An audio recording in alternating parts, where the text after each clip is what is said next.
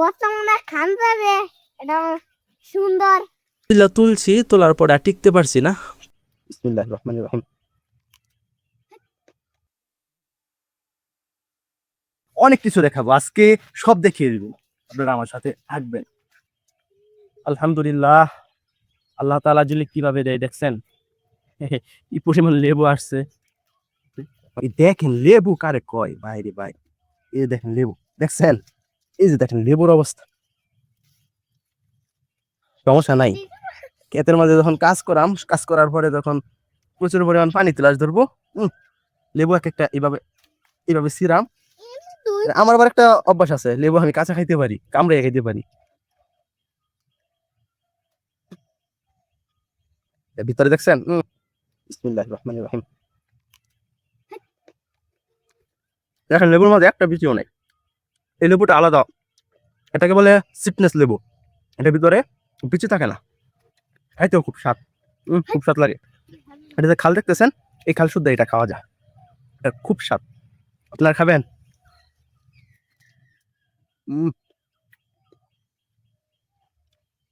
খাবে? দেখছেন লেবু কি পরিমাণ লেবু আসছে, দেখাই আপনাদেরকে আরো। এই যে দেখেন লেবু, আপনারা তো লেবুই দেখবেন, দেখেন লেবু কি পরিমাণ লেবু আসছে। এই যে দেখেন প্রত্যেকটা ছড়াতে 3টা 4টা 5টা করে লেবু আসছে। দেখেন লেবু, মাশাআল্লাহ, আলহামদুলিল্লাহ। লেবুই তো দেখবেন প্রতি বছর বেশ, মানে আত্মীয় স্বজনের বাড়িতে আমরা নিজেরা খাই, মানে কি কইয়াম, বিক্রি করা যায়, অনেক টাকা বিক্রিও করা যায়। আচ্ছা আসেন আমরা যে কাজের জন্য আসছি সেই কাজটা করি।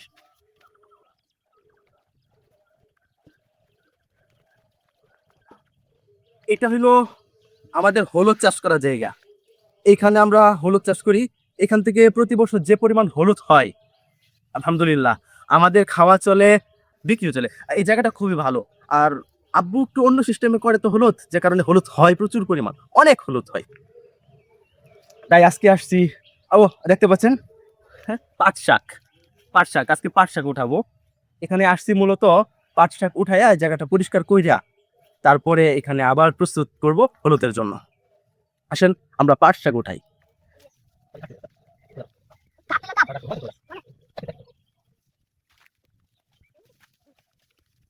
বেশ ভালোই পাট শাক হয়েছে, এমনি দেখি বোঝা গেছে না যে এত পাট শাক আছে, অনেকগুলো পাট শাক কিন্তু খুব সুন্দর একটি শাক, এটা খাওয়ার স্বাদই আলাদা। মানে পাট শাকের সাথে এই মরিচের ভর্তা, শুকনা মরিচ দিয়া ভর্তা বানাইলে এটা মারাত্মক স্বাদ লাগে।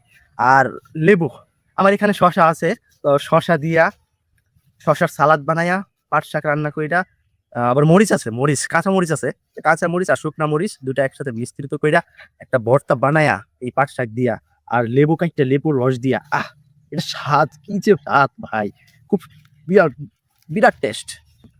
শাক উঠাইতেছি, শাক উঠানোর পরে তারপরে জায়গাটা পরিষ্কার করবো, গরু আছে তো, যে অবশিষ্ট যে ঘাসগুলো আছে সেই ঘাসগুলো গরুর খাবারের জন্য রেখে দিব। মানে লস নাই, কৃষি কাজ করলে কোনো লস নাই, সব লাভ আর লাভ। মানে সবচেয়ে বড় লাভ হলো মনের শান্তি, আহ বিরাট শান্তি, কি যে শান্তি কৃষি কাজের মাঝে।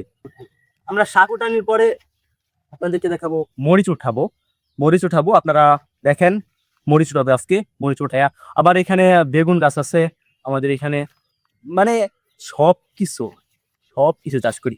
একটু মজার জিনিস দেখায় আসেন, ঠাকুর একদিকে গিয়ে একটা জিনিস দেখছি, এটা হলো, আসেন দেখাই, এটা হলো লেবু গাছ, এটা হলো এলাচি লেবু। এই লেবুটা খুব সুস্বাদু লেবু, খুব চমৎকার লেবু। এটা মানে প্রত্যেকটা ডালের মাঝে আমি কলম দিই, কলম দেওয়ার পরে এই কলমটা 50 60 টাকা 70 টাকা, কারো কাছ থেকে 100 150 টাকাও করে বিক্রি করি। কিন্তু আপনাকে দেখাবো যেটা, এটা হলো এই যে দেখেন কাঁঠাল, এই প্রথম কাঁঠাল আসছে এই গাছে, দেখছেন? ও মাই গড,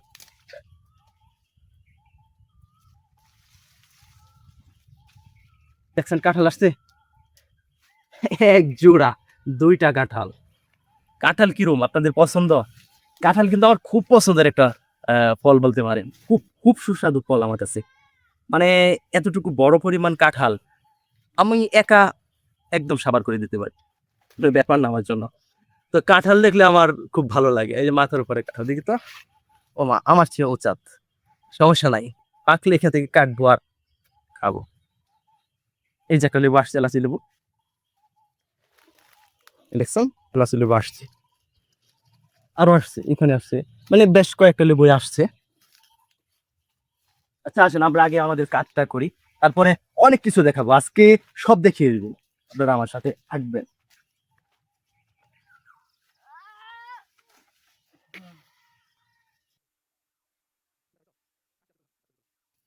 তো বর্তমানে খান যাবে, এটা সুন্দর, মানে ভালো মজা লাগে।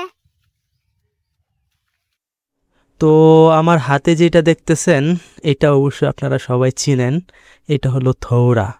আর থৌরার বড়া খাইতে যে কি স্বাদ এটা তো অবশ্যই জানেন। একবার এতে ছবির তলা একটা নিয়ে দিনতে যে জাঙ্গলে দিসলাম এক জাহ একের ফাঁকি একের ফুঁচিয়া এক বারুয়ে দিয়ে একের বসিয়ে গেছে। প্রথমে আমি আর আব্বা দুজনেই নাঙ্গল দিয়ে শুরু করছিলাম, কিন্তু নাঙ্গল দিয়ে চাষ করা যায় না, ডাবে না, তাই কোদাল দিয়েই কুবায় নিলাম, কুবায়া তারপরে সার বুনলাম।